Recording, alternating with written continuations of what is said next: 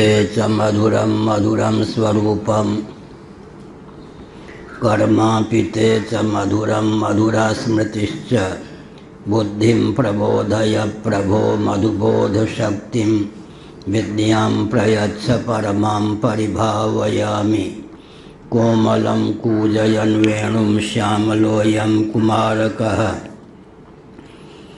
वेदवेद्यं परं ब्रह्म भासतां हृदये मम। कूजन्तं राम रामेति मधुरं मधुराक्षरम् आरुह्य कविता शाखां वन्दे वाल्मीकिकोकिलं। निगमकल्पतरोर्गलितं फलं शुकमुखादमृतद्रवसंयुतं पिबत भागवतं रसमालयं मुहुरहो रसिका भुवि भावुकाः। तृणादपि सुनीचेन तरोरपि सहिष्णुना अमानिना मानदेन कीर्तनीयः सदा हरिः। नारायण श्रीमद्भागवत छठा स्कंध 66 से 65 भी सुना दें। न ममारदितेर्गर्भः श्रीनिवासानुकंपया बहुधा कुलिशक्षुण्णो द्रौण्यस्त्रेण यथा भवन् सकृदिष्ट्वादिपुरुषं पुरुषो याति साम्यतां संवत्सरं किंचिदूनं दित्या यद्धरिरर्चितः सजूरीन्द्रेण पञ्चाशद्देवास्ते मरुतो भवन् व्यपोह्य मातृदोषं ते हरिणा सोमपाः कृताः। गितिरुत्थाय ददृशे कुमारानन लप्रभान् इन्द्रेण सहितान् देवी पर्यतुष्यदनिन्दिता। अथेन्द्रमाहताताः मादित्यानां भयावहम् अपत्यमिच्छन्त्यचरं व्रतमेतत्सु दुष्करम्। एकः संकल्पितः पुत्रः सप्तसप्ताभवन् कथं यदि ते विदितं पुत्रः सत्यं कथय मां मृषा। भगवान सुखदेव जी ने परीक्षित को कहा, अश्वत्थामा के ब्रह्मास्त्र से तुम्हारा उच्छेद नहीं हुआ, ठीक इसी प्रकार इंद्र ने वज्र के द्वारा दिति के गर्भगत पिंड को कई टुकड़ों में उच्छिन्न किया, फिर भी वे सब के सब उज्जीवित रहे, मरे नहीं, क्योंकि भगवान की आराधना उपासना व्यर्थ नहीं होती। एक विचित्र बात है, जो कर्ता होता है वही भोक्ता होता है, सामान्य नियम यही है। सांख्यों के यहाँ विसंगति इसलिए मानी जाती है, कर्तृत्व प्रकृतिनिष्ठ है, भोक्तृत्व पुरुषनिष्ठ है। कार्यकरण कर्तृत्व हेतु प्रकृतिरुच्यते, पुरुषा सुख दुखानां भोक्तृत्व हेतुरुच्यते। करे कोई और, भोगे कोई और।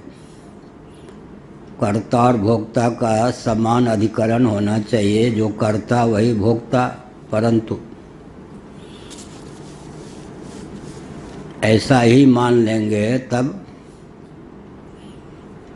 श्राद्ध तर्पण जात कर्म संस्कार आदि की क्या गति होगी। तो इस पर विचार किया गया।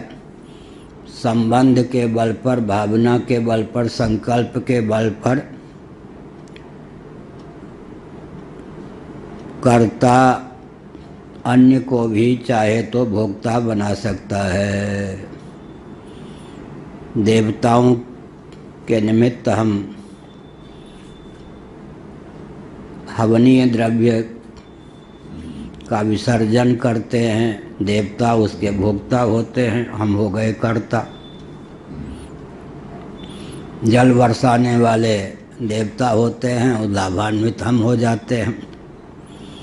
संकल्प के द्वारा, संबंध के द्वारा, भावना के द्वारा क्या होता है, अन्य कर्तृक कर्म का भोक्ता कोई अन्य हो जाता है। पितरों के निमित्त हम श्राद्ध करते हैं, कर्ता हम हो गए, भोक्ता हो जाते हैं पितर। पितरों के निमित्त, देवताओं के निमित्त हम तर्पण करते हैं, कर्ता हम हो गए, भोक्ता हो जाते हैं पितर देवता। जात कर्म संस्कार पिता आदि करते हैं, लाभान्वित पुत्र आदि होते हैं। तो संकल्प के बल पर, भावना के बल पर, संबंध के बल पर अन्य कर्तृक जो कर्म अन्य को भी फल देने में समर्थ होते हैं। ऐसा होने पर भी जो कर्ता वह भोक्ता नहीं होता, ऐसा नहीं कह सकते। कर्ता भोक्ता अवश्य होता है। चाहे तो कर्ता अपने कर्म का भोक्ता संकल्प, संबंध, भावना के बल पर दूसरे को बना सकता है, यह अधिनियम है। तो यहाँ पर सकृदिष्ट्वादि पुरुषम पुरुषो याति साम्यताम, बहुत महत्वपूर्ण पंक्ति है। सकृत, एक बार भी कोई आदि पुरुष श्रीमन नारायण परात्पर पुरुषोत्तम परमात्मा की पुरुष माने जीव आराधना करता है, उनके नाम का उच्चारण कर लेता है, उनका आस्था पूर्वक स्मरण करता है, तो याति साम्यताम, निरंजन परमात्मा के परम साम्य को प्राप्त हो जाता है। बहुत ऊंची बात। सकृद इष्ट्वादि पुरुषम पुरुषो याति साम्यताम इष्ट्वा, एक बार भी कोई आदि पुरुष श्रीमन नारायण की आराधना करता है तो उनकी समानता प्राप्त कर लेता है। तो हर सरिसक त्वहें छ माधव मन हो ही छन माने, सज्जन जन सो नेह कठिन थी कवि विद्यापति भाने, कलम ने कहा। आप सरिस ढूंढो कस जाई कत जाई, भगवान के समान एकमात्र भगवान ही हैं। लेकिन जीव भी औपाधिक दृष्टि से पृथक होने पर भी, जीव औपाधिक दृष्टि से भगवान से पृथक होने पर भी तात्विक दृष्टि से एक ही है। दोनों का मौलिक स्वरूप सच्चिदानंद ब्रह्म ही है। तो तादात्म्यापत्ति के बल पर, तादात्म्य के बल पर आराधना उपासना का अर्थ होता है जो आराध्य हैं, उपास्य हैं, उनके तादात्म्य को प्राप्त होना, तदनुरूपता को प्राप्त होना, सारूप्य को प्राप्त होना, सायुज्य को प्राप्त होना, सामीप्य को प्राप्त होना। एक बार भी भगवान की आराधना मानो भगवान के समकक्ष साम्य को प्राप्त करा देने में समर्थ है। फिर द्वितीय ने तो आस्था पूर्वक, कपट पूर्वक नहीं, आस्था पूर्वक लगभग 1 वर्ष तक भगवान की आराधना की। बड़ी विकट बात है यहाँ पर।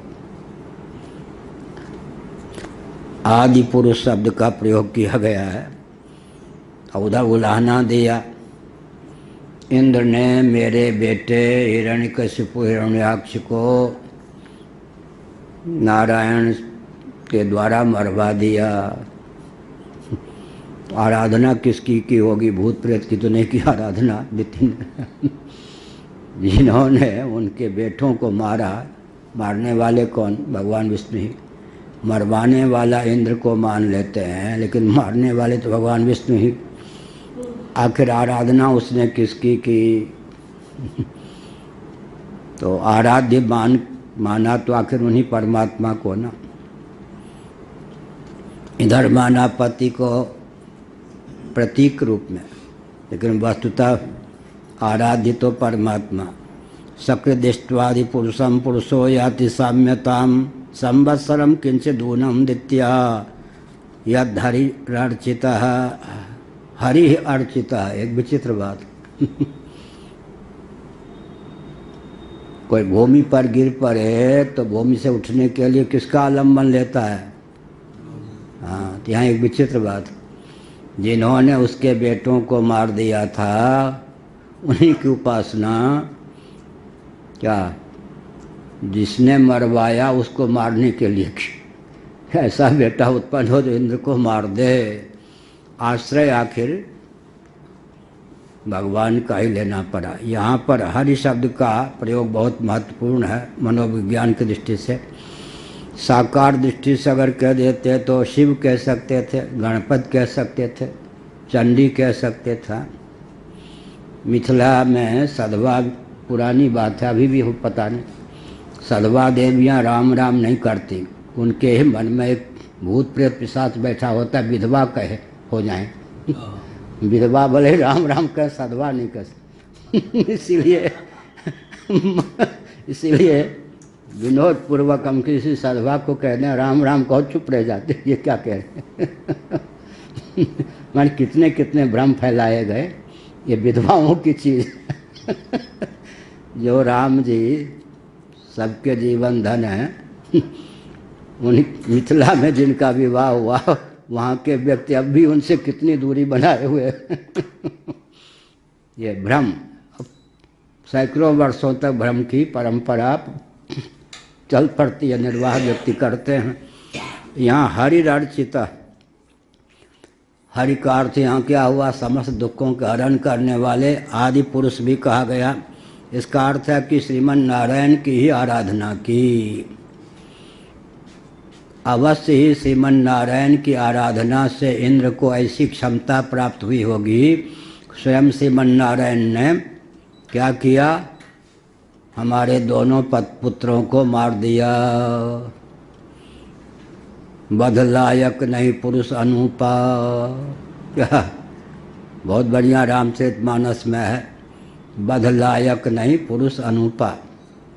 मारीच आदि जो गए थे रावण के द्वारा प्रेरित श्री रामभद्र और लक्ष्मण को मारने की इच्छा से ना, वहाँ जब देखा दोनों पुरुषों को, दिव्य पुरुषों को, तो सोचा नहीं अनुपम पुरुष हैं, अद्भुत पुरुष हैं, बध लायक नहीं पुरुष अनूपा।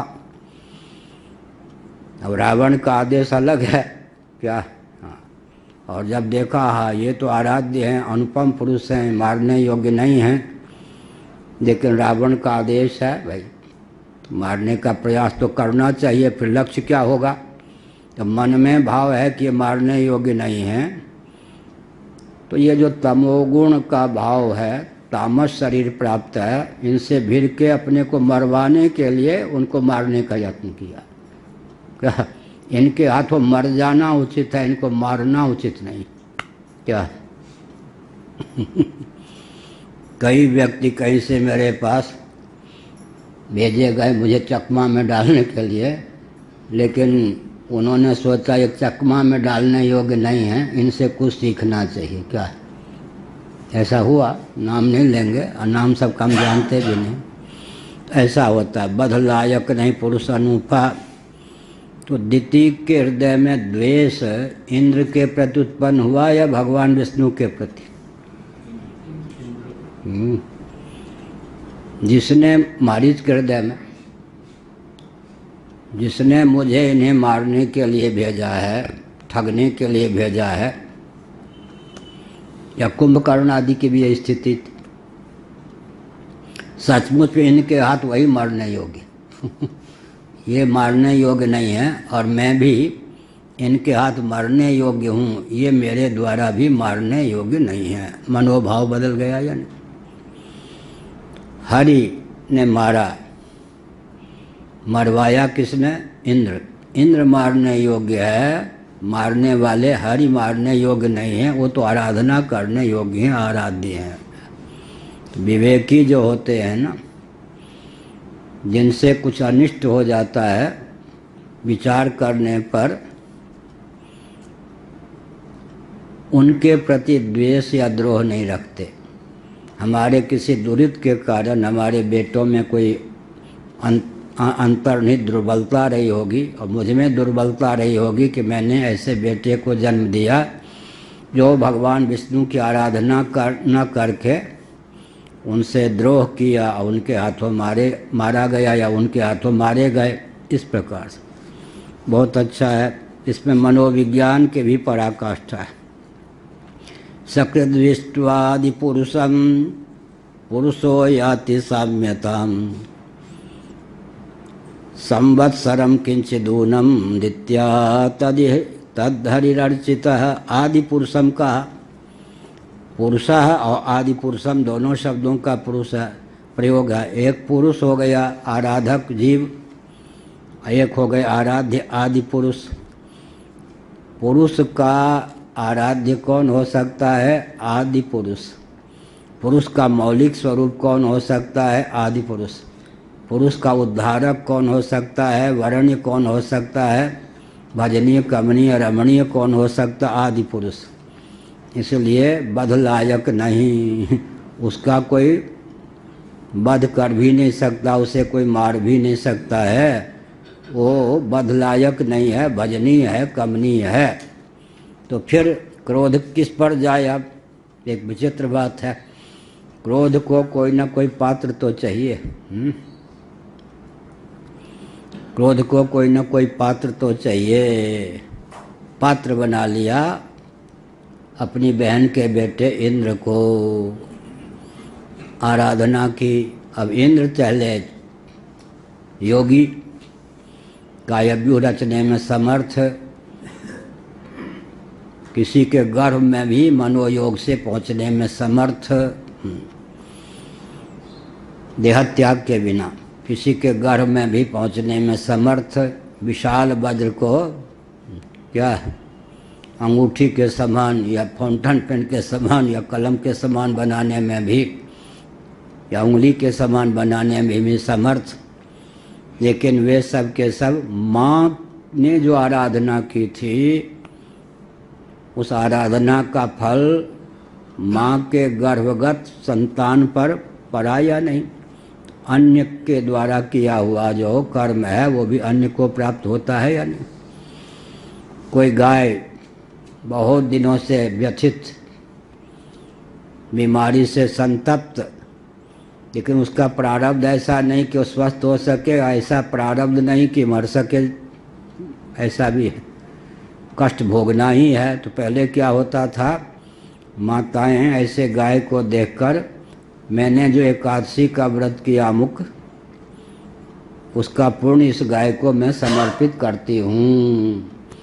बस उस पुण्य का समर्पित करते ही गाय अपना शरीर छोड़ देती थी थोड़ी देर। माने अपने पुण्य का बल नहीं था कि दुख को दूर कर सके, स्वस्थ हो सके या झटपट मर सके, आत्महत्या करती क्यों गाय? तो वो जो एकादशी के व्रत का पुण्य उसके निमित्त दिया गया, पुण्य छोड़ा गया, वो गाय के अंतःकरण में जाकर गाय को प्राप्त हो गया पुण्य, उसके प्रभाव से उसने देह त्याग कर दिया सुगमता पूर्वक। इसी प्रकार माता पिता का जो कर्म है वो संतान को भोक्ता बनाने में समर्थ है। गर्भगत शिशु तो क्या आराधना, इसीलिए माँ के प्रभाव से वो इतने पुष्ट हो गए थे कि देवराज इंद्र के द्वारा अमोघ वज्र के माध्यम से छिन्न भिन्न किए जाने पर भी 1 के 49 भले ही हो गए, लेकिन मरे कोई नहीं। एक दिल के टुकड़े 1000 हुए, कोई यहाँ गिरा कोई यहाँ गिरा, माने सब जले नहीं, एक दिल के टुकड़े 1000 हो गए, कोई यहाँ गिरा कोई वहाँ गिरा, एक गर्भपिंड के टुकड़े 49 हो गए, लेकिन किसी को भी मारने में इंद्र समर्थ नहीं हुए। किसकी उपासना? भगवान की उपासना का फल। तो कैमुतिका न्याय इसको कहते हैं, सकृत दृष्ट्वादि पुरुषम पुरुषो याति साम्यताम। एक बार भी अगर किसी ने भगवान का यजन किया, भगवान की आराधना की, उपासना की, तो उनके साम्य भाव को प्राप्त हो जाता है, समत्व को प्राप्त हो जाता है। भगवान के समान तो सब भगवान ही हैं, लेकिन तादात्म्यापत्ति हो जाती है, उसके जीवन में ऐसा बल और वेग प्राप्त हो जाता है, तत्वतः तो वह पुरुष आदि पुरुष ही है। उपाधि आदि ना होने के कारण, आदि माने मूल कारण, आदि उपाधिगत भेद होने पर भी उपहित में तो भेद नहीं है। तो बहुत विचित्र बात है। अव्यक्तोपनिषद के अनुसार मैं कह रहा हूँ, अव्यक्तोपनिषद में अव्यक्त से उपहित जो चित धातु श्रीमन नारायण परात्पर पुरुषोत्तम परमात्मा कारण कोटि के ब्रह्म का नाम है ईश्वर। उनसे सर्वप्रथम हिरण्यगर्भात्मक ब्रह्मा की प्रथम व्यक्त की अभिव्यक्ति हुई।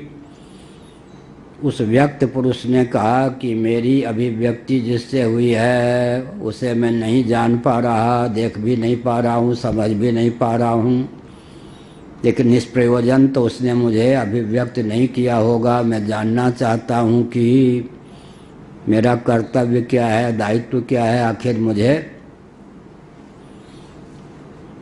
अभिव्यक्त किया गया, जन्म दिया गया, तो उसका प्रयोजन क्या है। आकाशवाणी हुई,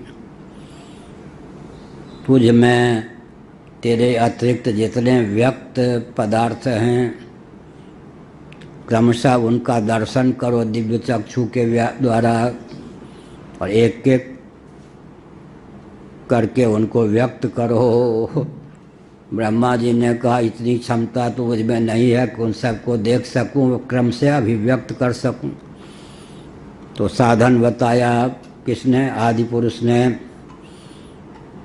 देखो तुम प्रथम कार्योपाधिक चिद्धातु जीव हो और मैं कौन हूँ, कारणोपाधिक चिद्धातु हूँ, ब्रह्म हूँ, ईश्वर हूँ। तो तुम अपनी उपाधि में किंचित न्यूनता के कारण जो तुम्हारा दायित्व है उसका निर्वाह नहीं कर पा रहे हो, तो क्या करो, स्वयं को हवनीय द्रव्य समझकर, जहाँ भी है इष्ट्वा, तुम स्वयं को हवनीय द्रव्य समझकर मुझे कारणोपाधिक चित धातु को अग्नि मानकर उसमें होम दो भावना के द्वारा। भावना के द्वारा ना, भावना में भी दरिद्रता। एक व्यक्ति भगवान की मानस आराधना कर रहे थे। जैसे भगवान शंकराचार्य ने लिखा रत्न ही कल्पित मासनम हिम जलई, तो वो भगवान को खीर का भोग लगाना चाहते थे मन से ही। उसमें शर्करा डालने में ऐसे ऐसे कांप रहा था हाथ ऐसे ऐसे हाथ जोड़ रहा था, कंजूस थे। देव योग से हो देवता ने एक चांटा मारा जिसकी आराधना कर रहे थे। अरे भाई तुम मन से शर्करा डाल रहे, उसमें भी तुम्हारा हाथ हिलता है। बम्बई में चातुर्मास था, पूज्यपाद महाराज जी के सानिध्य में बड़ी विकट समस्या। उन दिनों महाराज जी अन्न छोड़ चुके थे, फलाहार उनके लिए बनता था। अन्न क्यों छोड़ चुके थे? गोरक्षा के। बहुत बड़ा त्याग है। जब तक गोवंश की रक्षा नहीं होगी तब तक अन्न में सेवन नहीं करूँगा। कई साल बाद उन्होंने व्रत ले लिया, गोदुग्ध के अलावा कुछ नहीं लूँगा। व्रत ले लिया, चांदी सोने के सिंहासन पर तब तक नहीं बैठूंगा जब तक गोवंश की रक्षा न हो जाए। ये सब इतिहास है। गोवर्धन पीठ है तो यहाँ के आचार्य भी ऐसे प्राप्त हुए। 72 दिनों तक उन्होंने अनशन किया गोवंश की रक्षा के लिए। चांदी सोने के सिंहासन का त्याग किया, अन्न का त्याग किया, फलाहार का भी त्याग कर दिया और केवल गोदुग्ध पर रहे। आगे और एक दाव लगाना चाहते थे कि मैं अन्न का भी, गोदुग्ध तो क्या अन्न जल का ही सेवन करूँगा। फिर एक दाव लगाना चाहते थे जल भी त्याग दूंगा। गोरक्षा के लिए इतने उन्होंने।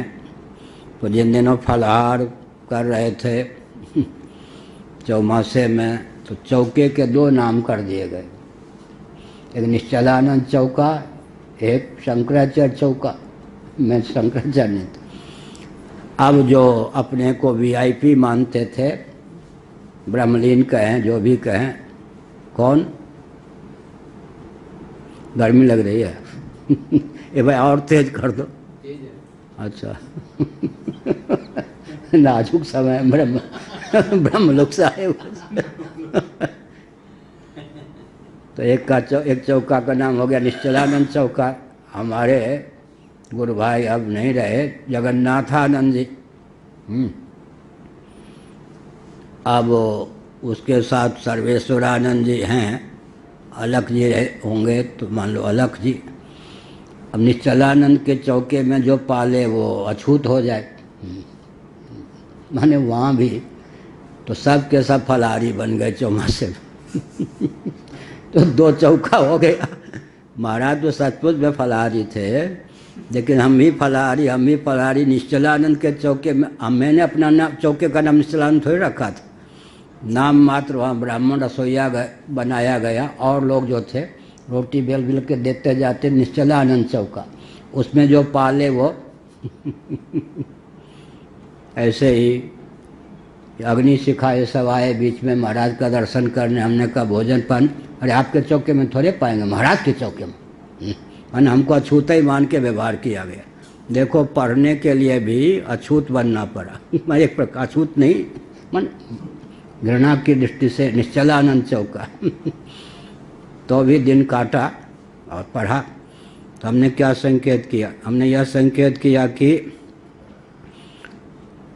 यह जो भगवान की आराधना है, आराधना के फलस्वरूप व्यक्ति में दिव्यता का संचार होता है। दिव्यता का जब संचार हो जाता है तो आराधना कोई और करे, जिसके निमित्त करे, उस आराधना के फल का भोक्ता वो हो जाता है। यह हुआ। आगे क्या आया?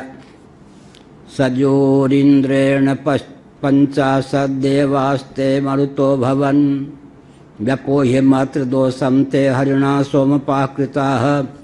तो हरि की ही आराधना की, हरि से द्रोह नहीं किया।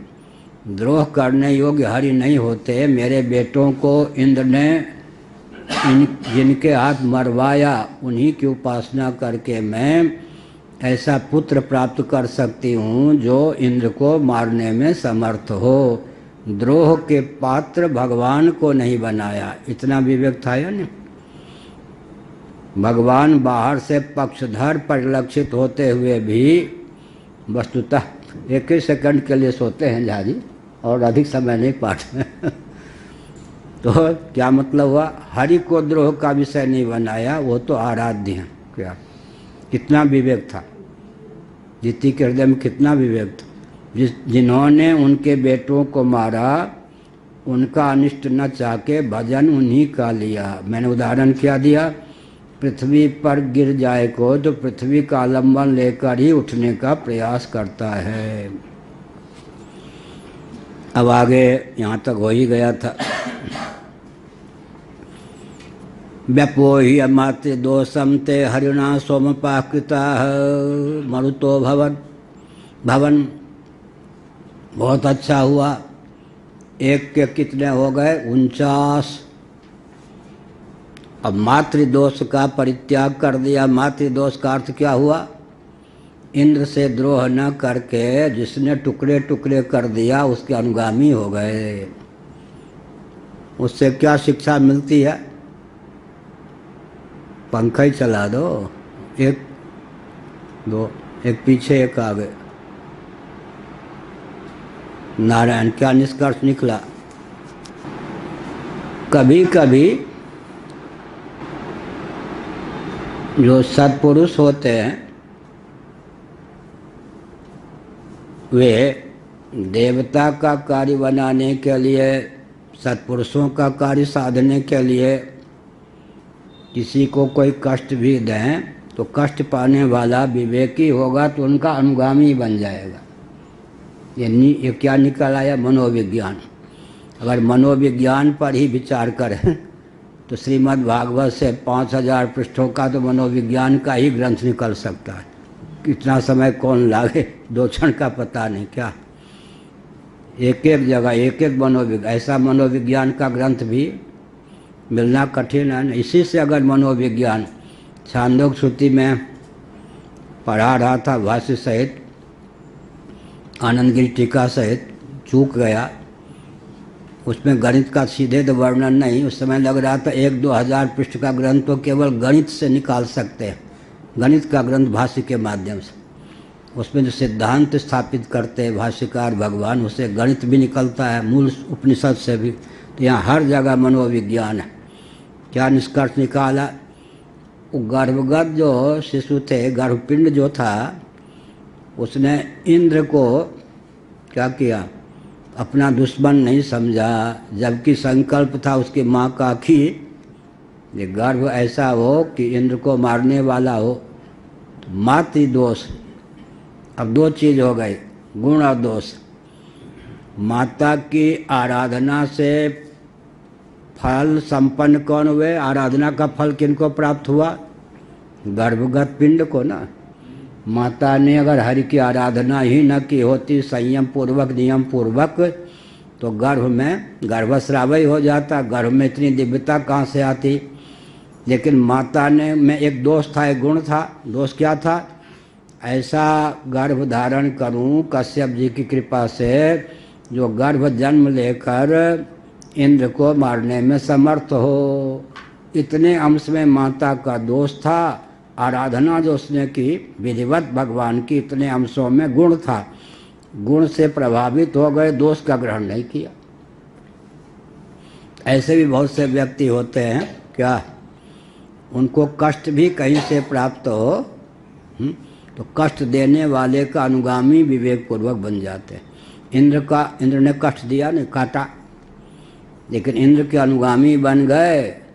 अब माता की आराधना का फल ये था कि वो मरे नहीं इंद्र के वज्र के द्वारा उच्छिन्न होने पर भी, बल्कि एक के स्थान पर 49 हो गए, 48 की वृद्धि हो गई और इंद्र के अनुगामी हो गए। इंद्र से द्वेष नहीं रखा तो माता के दोष का अपनोदन।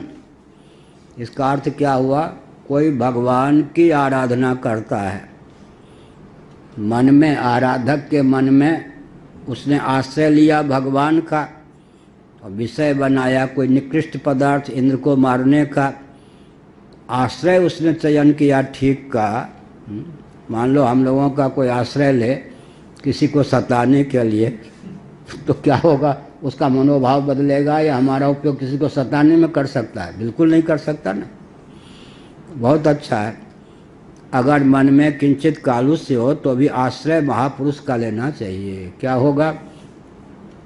महापुरुष के आश्रय लेने से गुण की तो प्राप्ति हो जाएगी और दोष का अपनोदन हो जाएगा। बहुत अच्छा है। क्या कहा? व्यपोह्य मातृदोषम, माता के गुण से तो लाभान्वित हो गए और दोष को ग्रहण नहीं किया।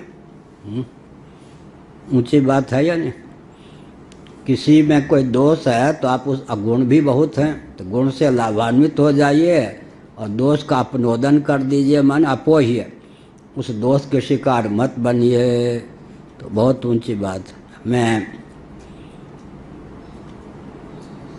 शाम को ये प्रदोष के समय पार्थिव लिंग का पूजन करता था, भगवान शिव का।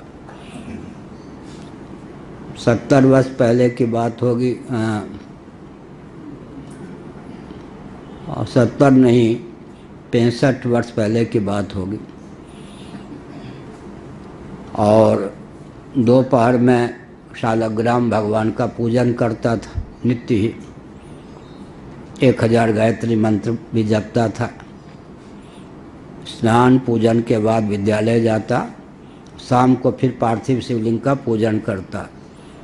एक पड़ोस में पीसी बोलते हैं, पिताजी की बहन को पीसी, संबंध से। अब कितना नज़दीक संबंध था दूर था तो हमें पता नहीं। अपने लिखने पढ़ने में लगे रहते थे, बच्चे थे, खेलते भी थे, लिखने पढ़ने में भी आगे थे, खेलने में भी आगे थे, अब बाबा बन गए। वो क्या करती थी, तुलसी के एक एक पत्र पर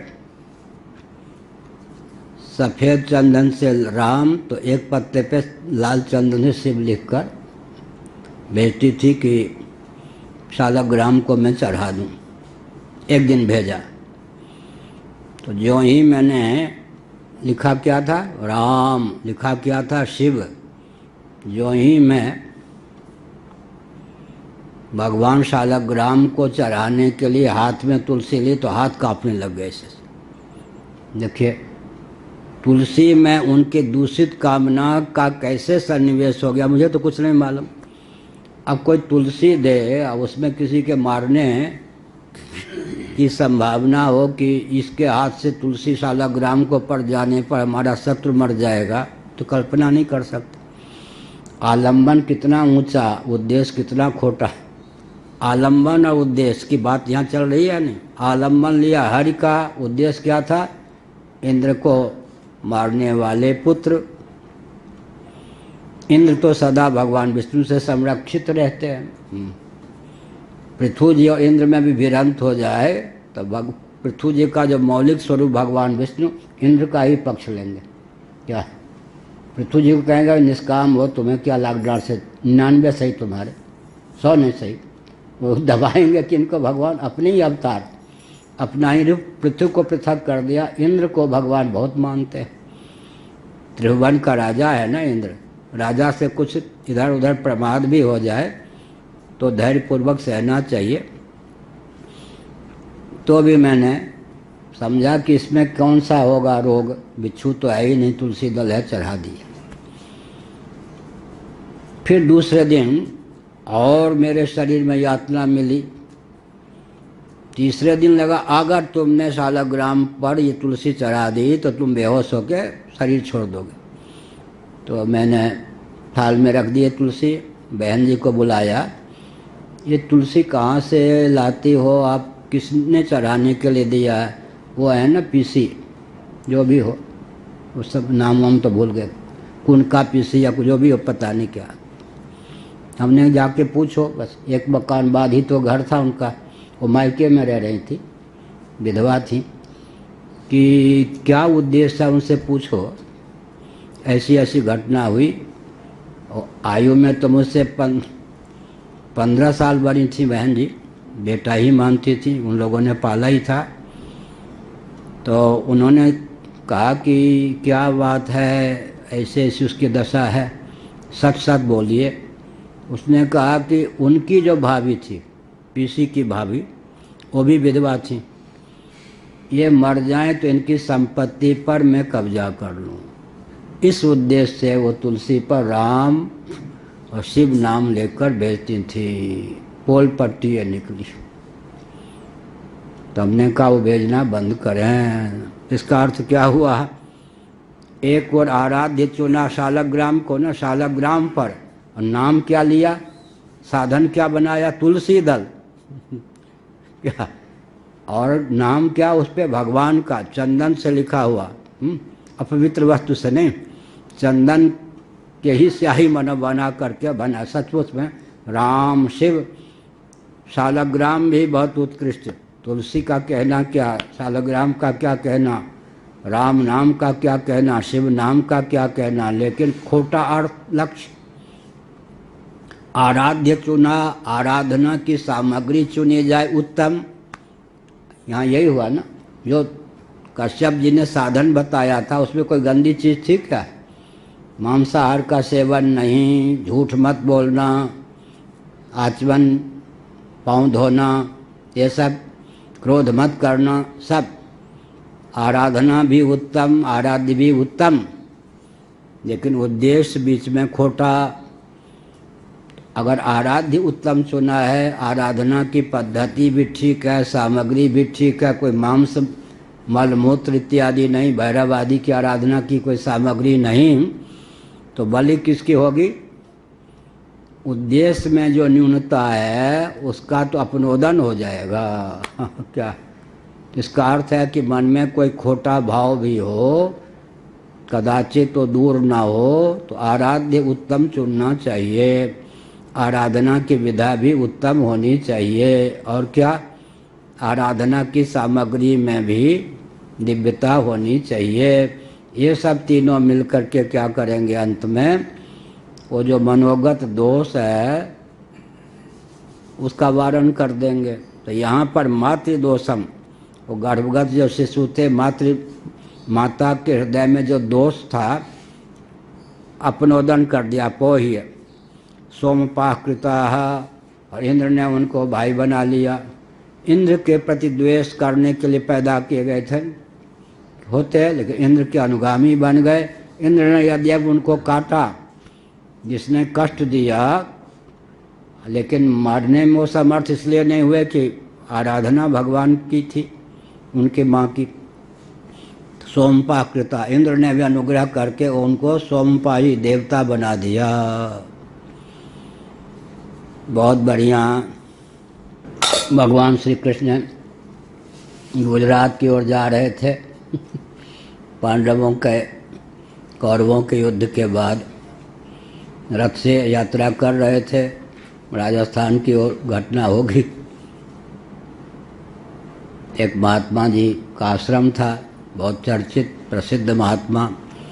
लगभग 1 किलोमीटर पहले रथ खड़ा किया नंगे पांव, और इस महात्मा के पास गए। महात्मा जी बहुत प्रसन्न हुए। तो अंत में उन्होंने कहा, जो श्री कृष्ण ये बताओ, मैंने सुना कि कुछ कौरव पांडवों में लाग डांट की कहानी है, क्या हुआ? उस समय ये थोड़े था कि 5 मिनट में पूरे विश्व में संवाद फैल जाए। इतना संहार हो गया, राजस्थान के रेगिस्तान तक भी संहार की सूचना नहीं मिली। हाँ, उन सब का संहार हो गया। आप तो थे युद्ध में? हाँ, मैं अर्जुन का सारथी था। अच्छा, तो अब तुम तैयार हो जाओ, तुम्हें शाप दूंगा। तुम समर्थ होने पर भी उनको बचा क्यों नहीं सको? ब्राह्मणों के भी विचित्रता होते, बड़े गुजरे होंगे। उन्होंने सोचा, उत्तंक, उन्होंने सोचा कि इन्होंने गुरु की बहुत आराधना करके, तपस्या करके सिद्धि प्राप्त की है। बेचारे ब्राह्मण मुझे क्या शाप देंगे, मैं स्वीकार भी कर लूँगा तो इनकी तपस्या तो जल ही जाएगी। कहा, आप ऐसे है कि मेरी भावना कि आप अपने तप का उपयोग करके उसको नष्ट मत कीजिए, आप तपस्वी बने रहें, आपका तप सुरक्षित रहे। पहले मैं कौन हूँ, अपना आंशिक विराट रूप दिखाया। अर्जुन को तो बहुत विस्तृत विराट रूप। तब वो महात्मा जो है रीझ गए, हाँ, तुम बहुत समर्थ हो, तुमको शाप देकर मैं अपना तप ही नष्ट कर देता। तो कुछ वरदान तो दे जाओ, जब भगवान ही हो तो। बाबा लोग भी क्या वरदान लेंगे, पहले मैं सुन तो लूँ। हाँ, यह वैसे नहीं दीति की बात मान ली हो, सुन तो लूँ। सुनो, मुझे अमृत पिला दो, मैं अमर हो जाऊँ। समझ गए सूर्य कौन है? भारद्वाज। अमृत पिला दो। भगवान ने सोचा विचित्र ब्राह्मण से पाला पड़ा है। अब इंद्र का स्मरण किया। अब भाई, जिसको जो अधिकार दे रखा हो, क्या घूसखोर ना हो, बीच का ऑफिसर आदि, प्रधानमंत्री ही, मुख्यमंत्री ही, जिसको जो अधिकार प्राप्त है उसका दुरुपयोग कोई करना चाहे तो कहेगा, एक बार सोच लीजिए, मेरा उपयोग ऐसा नहीं होना चाहिए। इंद्र, देखो ये ब्राह्मण चाहते हैं कि आपने व्यवस्था की है स्वर्गलोक में पहुंचने में समर्थ जो है देहत्याग के बाद, वो तो कश्यप अदिति के गर्भ से उत्पन्न होते हैं आरंभ से ही। यहाँ मरने वाला तो मरने के देहत्याग के बाद व्यक्ति जाएगा ना स्वर्ग में। मर्त लोक से देहत्याग के बाद जो स्वर्ग में गए हैं, या अर्जुन सदैव भी पहुँच जाते थे, तो उनको अमृत तो नहीं पिलाया गया। इंद्र के बेटे थे, इंद्र अपने बगल में बैठाते थे अर्जुन को, लेकिन ऐसा नहीं कि वहाँ अमृत के 2 बूंद पिला देते ना। आपने मर्यादा निर्धारित की है, आप अपनी मर्यादा का त्याग करना चाहते हैं। मर्त लोक के व्यक्ति को अमृत कैसे? मृत्यु लोक इसका नाम है ना, मृत्यु लोक इसका नाम है ना। मृत्यु लोक के व्यक्ति को मैं अमृत कैसे पिलाऊंगा? अरे भाई, ब्राह्मण है, अब क्या करें, कहते हैं कि अमृत पिला दो।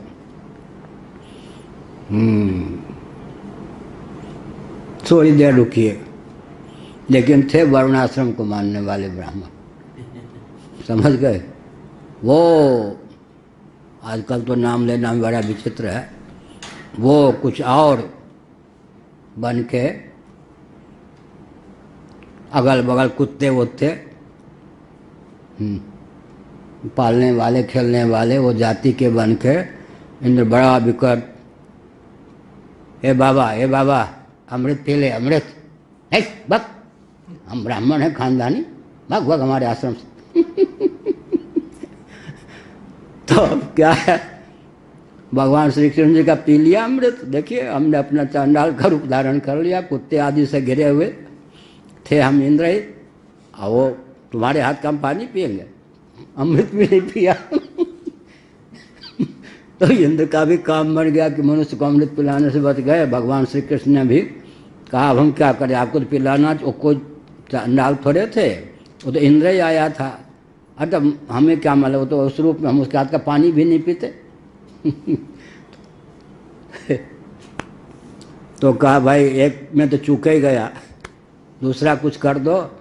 ये जो मरुस्थल है ना, इसको बिल्कुल उर्वर भूमि, जगह जगह सरोवर जलाशय से युक्त कर दो। भगवान ने कहा ये भी बड़ी विचित्र बात। अब क्या, वो तो कर सकते थे भगवान। भगवान ने सोचा कि हमने मरुस्थल की भी, या तुलसीदास ने लिखा ना, मरुभूमि भी है, उर्वर भूमि भी है। किनका किनका? तुलसीदास जी का सप्तमी है आज, जन्मदिन भी एक है, शरीर त्याग की भी तिथि वही है, वर्ष का अंतर है। 100 वर्ष के थे तुलसीदास जी महाराज। अच्छा, अभी किनका नाम मैं ले रहा था? उत्तंक। हाँ, हमको बात उन्हीं का जन्म है। हमको बात उत्तंक जी का जन्म है, तुलसीदास जी का। तो क्या हुआ फिर, पहले तुलसी जयंती बनाते थे यहाँ, और हमारी तो स्थिति क्या है, सोच रहे थे कि मान लो राम जन्मभूमि को लेकर मुझे बुलाया, मुझे क्या मालूम, कल इन्होंने बताया कि वो भाद्र महीने में है, हमको श्रावण चल रहा है, भाद्र कुछ पता ही नहीं। तो हम सोच रहे थे बुलाया भी जाएगा तो मुझे जाना उचित नहीं है, मैं नहीं जाऊंगा, ना प्रतिनिधि भेजूंगा। आज सोच रहे थे भेजने का कोई प्रश्न ही नहीं, जाने का तो चौमासा चल रहा है। हमको यही नहीं ध्यान कि श्रावण महीना है या भाद्र महीना, हम अपनी दुनिया में रहते हैं, 5 महीने हो गए यहाँ, यही नहीं। तो मनोराज्य में 1-2 मिनट बहुत ऊंचे ऊंचे खेल खेलते हैं मनोराज्य में, हाँ सामान्य खेल नहीं है। तो हमने क्या संकेत किया, अच्छा तो जलाशय से भरपूर कर दो। भगवान ने सोचा यह भी विचित्र बात है, ब्राह्मण से पाला पड़ा विचित्र। उन्होंने कहा सुनिए, जब जब आप स्मरण करेंगे पर्याप्त जल की वर्षा हो जाएगी, लेकिन इस क्षेत्र को मरुस्थल ही रहने दूंगा, जलाशय से भरपूर नहीं करूंगा। क्या हुआ ऐसे, इसका अर्थ क्या हुआ, भगवान का आलंबन लिया ना, तो भगवान का कोई आलंबन ले, आश्रय उत्तम हो, उपासना की विधि भी पवित्र हो, दिव्य हो, भाव में किंचित कालुष्य हो, तो बलि किसकी होगी, कलुषित भावना की बलि हो जाएगी, कलुषित भावना का अपनोदन हो जाएगा। यह अर्थ, इतना मनोविज्ञान था। भृगु जी आजकल मनोवैज्ञानिक हो रहे हैं, मनोविज्ञान की बात सुनना पसंद करते हैं। गितिरुत्थाय ददिशे कुमारा ननल प्रभान इंद्रेण सहितान देवी पर्यतुष्य दनिंदिता। बहुत बढ़िया। दिति की आंखें खुल गई, तब तक तो बस एक लाला नहीं 49 लाला, गर्भगत लाला बाहर आ गया, प्रसव की कोई पीड़ा भी नहीं। और नींद में ही सब काम हो गया। और एक लाला के स्थान पर इंद्र सहित 50 लाला, 49 लाला तो उसी के गर्भ, वो भी तो आगे उसके गर्भ में भी रहे या नहीं। क्या देखो, भगवान जो है परीक्षित की रक्षा के लिए गर्भ में घुस गए थे ना, वहाँ पर घुस गए थे, थे ही प्रकट हो गए थे वहाँ। इसलिए गर्भगत शिशु का जो दर्शन किया था, चक्र से रक्षा करते हुए, परीक्षित का नाम परीक्षित क्यों है, परिरक्षित हुए थे ये, परीक्षित, परीक्ष लोकान। जब खेलते कूदते तो ऐसे देखते थे परीक्षित, उस गर्भ में दिव्य पुरुष ने दर्शन देकर अश्वत्थामा के वज्र से मेरी रक्षा की थी, इनमें से वो कोई है क्या, इनमें से वो कोई है क्या? इसी का नाम है परीक्षित, वही श्री कृष्ण थे। तो यहाँ पर उसके अब क्या हो गए जी, मौसी के पेट में थे या नहीं, कौन, इंद्र भी, तो साक्षात माता भी हो गई, उन बच्चों के साथ इंद्र भी दिखाई पड़ गए। अनल के समान, अग्नि के समान तेजस्वी 49 बालक इंद्र के साथ हैं। लेकिन बहुत बढ़िया, इंद्रेण सहितान देवी पर्युतुष्यत अनिंदिता, प्रसन्न हो गई, मुग्ध हो गई, अनिंदिता, अब निंदा करने योग्य नहीं रह गई। निंदिता भी अनिंदिता हो जाती है, किसके बल पर? अगर उसने आराध्य उत्तम चुना है, क्या आराध्य उत्तम चुना है? अच्छा, 6.5 आराधना की विधि उत्तम चुनी है, सामग्री अधिक उत्तम चुनी है। इन सब की बहुलता के कारण, प्रचुरता के कारण क्या होता है, एक जो खोटापन है, क्या है, दुर्भाव, उस दुर्भाव का पुनोदन हो जाता है। अनिंदिता, वो जो इंद्र को मारने की भावना थी, मरवाने वाले पुत्र प्राप्त करने की भावना थी, उसकी वो समाप्त हो गई। अब क्या कहा, अथेंद्र माह तात, तात शब्द जो है अंग्रेजी में कुछ ऐसे शब्द होते हैं या नहीं, ऊपर नीचे बीच सब में लग जाते हैं, क्या कौन शब्द होंगे ऐसे? ऊपर के लिए भी संबोधन कर दिया जाए, नीचे के लिए भी, बीच के लिए भी। ऐसे तात शब्द संस्कृत का है, पिता के अर्थ में वो भी हो जाता है, बेटे के लिए भी तात कह सकते हैं। तात, हाँ, डियर, ऊपर नीचे सब जगह लग जाता है, यहाँ तात, हाँ, तात शब्द बेटे के लिए भी, पिता के लिए भी, बड़ों के लिए भी, छोटे के लिए भी तात। जब अर्जुन छोटी आयु के थे, भीष्म पितामह उनको गोद में बैठा लेते थे, वनवास से, वन में तो जन्म हुआ था, फिर लाए गए थे, 14 वर्ष 15 वर्ष के थे, तो तात तात, तो भीष्म जी पुचकारते हुए कहते थे, अरे मैं तेरे तात का भी तात, तेरे बाप का भी बाप। पिता के दृष्टि से तात तात जब अर्जुन कहते थे, तो बड़े लाड़ प्यार से भीष्म जी क्या कहते थे, ए तात, मैं तेरे तात का भी तात। ए तात, यहाँ तात माने बेटा। संस्कृत का ये शब्द बहुत बढ़िया है, ऊपर लगा दो, बीच में लगा दो, my dear, so and so. तो ऊपर लगा दो, नीचे लगा दो, जैसे मैथिली में हमने कहा ना, जा, चलू, चलो, चलू, सखा के लिए चलू, सेवा अपने से छोटी आयु वाला हो, संबंध वाला तो चल, उच्चारण में भेद है, शब्द एक ही है, चल, चलू, चलू। चलत कह दें तो अपने से ऊपर के लिए, चलत, चलू, चलो, चलो भी ठीक होगा, चल कह दिया तो अपने से नीचे के लिए, शब्द एक होने पर भी प्रयोग में है। तो बहुत बार कहा, अथेंद्र माहताताह मादित्यानां भयावहम अपत्यमिच्छन्त्यचरम व्रत में तत्सुदुष्करम। वो अनिंदिता, अनिंदिता हो गई, निंदा करने योग्य नहीं, उसकी जो दुश्मनी थी, दुर्भाव था, उसका समाप्त हो गया।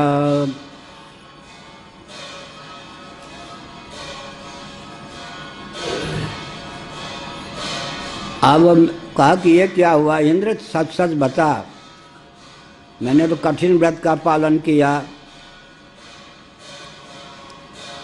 आदित्य के पुत्रों को भयभीत करने वाला पुत्र उत्पन्न हो। आदित्य के पुत्रों को अब थोड़ा बचा के कहा, मैंने तुझको नहीं सीधे कहा, बहुवचन का प्रयोग किया।